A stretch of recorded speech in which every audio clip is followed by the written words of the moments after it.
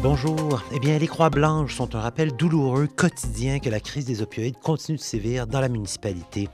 Mais ces croix s'accumulent et l'espace commence à manquer. Triste constat que des vies sont toujours perdues. Ce matin, le maire de Sudbury, Paul Lefebvre, et Mme Denise Sandoul, l'instigatrice du projet des croix blanches pour le changement, ont annoncé que le mémorial va changer d'endroit.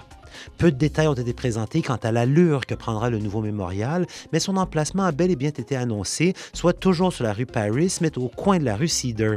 Aucune date précise n'a été annoncée non plus, mais le projet devrait voir le jour en 2026, selon le maire Paul Lefebvre. On ne veut pas le cacher. Parce que c'est une crise qu'on ne veut pas cacher. On doit faire face à cette crise et doit reconnaître cette crise. Donc, je pense que l'idée, c'est pour ça qu'en ce moment, c'est le lieu, puis quand on la regarde à ce lieu-là, ça frappe. C'est ça qu'on veut, que les gens se souviennent, mais également ils réalisent l'ampleur de la crise qu'on fait face.